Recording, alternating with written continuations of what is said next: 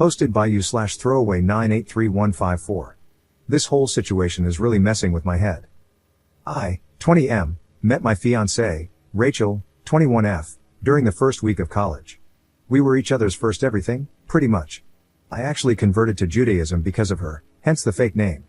I'm not really that religious, but I really liked the way her family felt. My family was pretty dysfunctional, and I felt like it gave me a good framework for looking at and living life.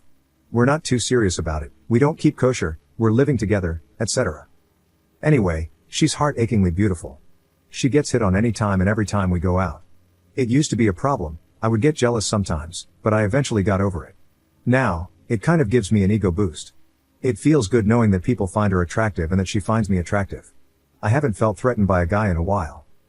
So, we go to college in my hometown. My brother, Jim, 18M, recently graduated and asked to come live with me and my girlfriend. I asked my girlfriend if she was okay with it, and she said yes, so we let him move in. My brother is different from me, and even from my older brother.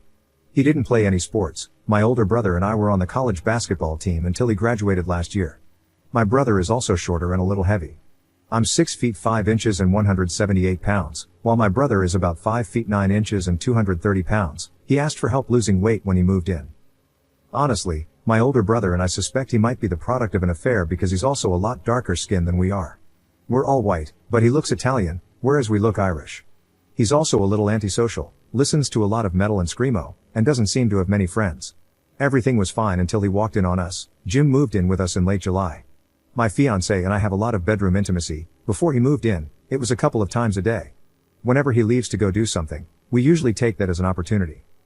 We did something stupid and were in the living room when he got back. I had forgotten that I had given him his own key. I had finally gotten around to having one made. Anyway, he walked in and stared at us with the widest eyes I've ever seen. My girlfriend noticed him first and freaked out. We got dressed quickly and apologized to him. He said it was fine. Thinking back now, it wouldn't be that surprising if he had heard us a few times at night or noticed the music we play while we're together. I'm pretty sure the only reason anyone ever plays a Weezer album at night is when they're smashing. Anyway, things were fine. A week later, Jim asked me about sexting girls and if I had any advice for him. I've always been his go-to for relationship and intimacy questions. He told me a girl was offering to send pictures. I told him to never ask for them or pressure her, to avoid saying anything too crass when complimenting her, and to never share them. He then asked if I'd ever sexted, and I admitted I had a couple of times. Looking back, I think he was just manipulating me into answering that question for him. 2 days later, he asked to borrow condoms. I told him I didn't have any, and he said, "That's right, you weren't wearing one with Rachel." This freaked me out, and I asked him if he was looking at my Johnson, pointing out how weird that would be. He quickly apologized, saying he noticed when we jumped up after seeing him and that he didn't deliberately look for it. I believed him, went to the store to get him some condoms. He didn't want to go with me because it would make us look gay, gave them to him, and explained that the only reason I don't use them is because Rachel and I were both tested and agreed to deal with the consequences. I also told him if I ever found out he didn't use one, I'd beat the crap out of him. I know, I'm a hypocrite, but I hate condoms, and my girlfriend says she feels closer to me without them. This isn't the issue here. I also offered to take him to get the HPV vaccine. He agreed, and we went to take care of that. 5 days ago, I lost my phone, and I was freaking out, tearing the apartment apart looking for it. When I went into my brother's room, he jumped out of bed and hid something underneath the covers. Deciding to mess with him to make myself feel better about losing my phone, I reached under the blanket for whatever he was hiding, and there it was, my phone. I have to travel a lot for basketball, and while I was away, Rachel would send me intimate photos and videos.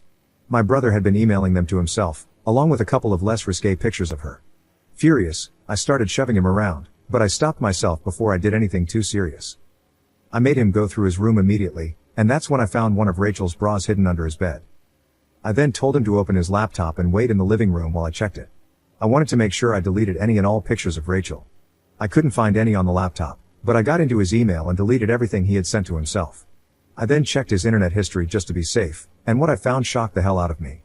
He had been posting on some dating/hookup forum, asking for advice on how to get with his brother's fiancée. A few days later, he claimed he had succeeded and was updating the forum regularly, almost like some kind of pseudo-blog. He started this when he first moved in and was basing some of it on real-life details. Here are a few examples. Lol, she looks so miserable when she's with him. I screwed her good when she got done with the loser. Lol, screwing her with condoms he bought me. God, her cannons look great out of these. This one included a picture of the bra he stole. The rest of the posts were paired with images taken from Google, close-ups of bedroom intimacy, based on things I had described earlier. That morning, He had promised some pics, referring to the ones he was stealing from my phone. Even worse, he had already posted pictures of her from Facebook, including one of her in a bikini, as well as a few from a website belonging to our friend who designs and sells dresses. This friend had asked Rachel and a couple of other girls we knew to model them. On his computer, I also found a letter addressed to Rachel, asking her to leave me and be with him. It was bizarre. In the letter, he insulted me constantly, claiming she would be happier with him, and called her the most beautiful girl in the world. I wiped his hard drive to make sure there was nothing else of hers, checked his phone, gave him $200 in case I deleted anything important with a wipe, got everything he would need for class, and threw him out. I told him to go back home, that I was telling Rachel, but I wouldn't involve our parents as long as he didn't make a big deal about me kicking him out. I also told him to have mom come pick up the rest of his things. I warned him that if he didn't delete everything he'd saved, I'd have no choice but to tell our parents. I checked later to confirm, and he had deleted it. Telling Rachel was incredibly difficult. She cried a lot and said she felt disgusted. We had an honest conversation and decided that the only way we'd feel comfortable having him back in our lives was if he stuck with therapy for a significant period of time. I sent him a text letting him know our terms. Rachel blocked him on her phone, social media, etc., and made her Facebook account private. She seemed really uncomfortable for a couple of days. The first day was the worst. She was too freaked out to be alone. I didn't realize this at first and didn't think much of it when she said she wanted to watch me shoot. We did that, and when I drove home to drop her off so I could go by the school to pick up some documents, she asked to come with me. After that, I was heading out to play some ball with the guys, and again, she asked to come along. That's when I realized what was going on and asked her why she didn't want to go home. She admitted she thought I hadn't taken Jim's key. I had told her that night, but she must have forgotten or not heard me, and didn't feel safe. I felt sick to my stomach that my kid brother had made her feel scared in her own home. She talked to her therapist about it the next day during her weekly appointment. She's getting back to normal now, being her sweet, fun self. We even had a pretty good date night yesterday. I, however, still feel lost about this whole thing. What do I do from here? Our parents don't know, but I told my older brother to ask for advice. I'm so mad about it, and irrationally, I feel jealous of him for seeing her in a way only I ever have. I feel like he stole that from both me and her. I also feel bad about what I perceive to be a complete loss of love for him. I don't feel like I care about him at all anymore. I'm considering going to a therapist to work through this, but I'm not sure. I went to one when I was younger and had trouble communicating, so I'm worried it could end up being an expensive waste of time. I also don't know how to tell my parents he's not welcome at our wedding this winter, and that we won't be coming to family dinners anymore. I told him I wouldn't tell them what happened if he didn't make a scene about me kicking him out. I'd really appreciate any advice or perspective on this whole situation. Edit. I forgot to mention this, but I took screenshots of the blog to be safe. If he lies to my parents, I have evidence of everything. Op responding to comments telling him to tell his parents.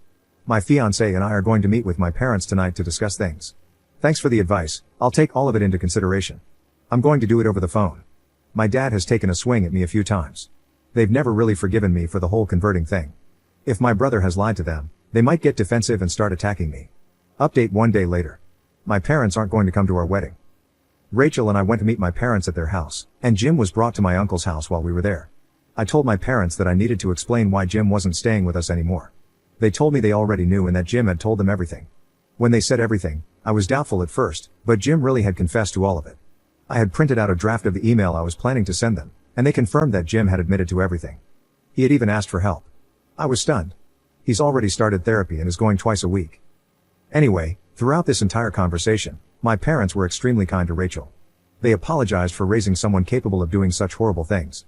I figured this was as good a time as any to make it clear that Jim couldn't come to our wedding. My mom instantly started freaking out about this. She said she wanted our whole family there and insisted we'd regret not having him there for the rest of our lives. I told her that Jim still made Rachel uncomfortable and unsafe to be around, and my mom asked Rachel if that was true. Rachel said yes. At that point, my parents said they wouldn't attend without him. They added that even though they'll always love and support me, they also want to support Jim. My parents' original plan, in conjunction with Jim's therapist, was for him to meet us once a month for an hour, if we were open to it. I told them that that wasn't happening. Rachel wasn't okay with it, but I agreed to meet him alone. Rachel said that was fine, and I made sure when I got home.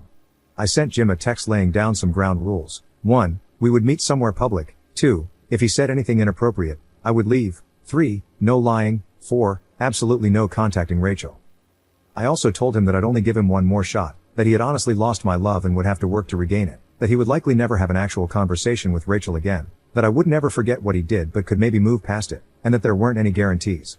He sent me a text saying, I understand, I'm so sorry. My parents wanted me to talk to him this Sunday, which also happens to be my birthday. I told them I wasn't prepared to do that, I'm still pretty angry, and that I wouldn't start seeing him monthly until next year, after the wedding. I don't know if I expect him to genuinely try to be a better person. I'm not counting on it. At least this way, if he screws up, my parents won't have an excuse to pick him over me. Also, if he does screw up before next year, I'll know he wasn't sincere. Once we got back home, I asked my fiancée if she was okay with this course of action. She said she liked it. I once again asked if she wanted to involve the authorities, but she said she didn't want to. She's been adamant about it this whole time. She was a little upset about my parents not being there, but I calmed her down, and we went to bed. I feel great right now, knowing what's going to happen. I guess I'm not that upset about my parents not coming. They did tell me that they still loved me, and our wedding is going to be pretty small and intimate. My older brother's coming back into the country for it, that's all I really cared about, and he said he'd be there no matter what. We're actually going to spend a year with him overseas after we graduate. We're not having a traditional honeymoon. I just want to say thanks to everyone who gave me advice. I really took everything into consideration.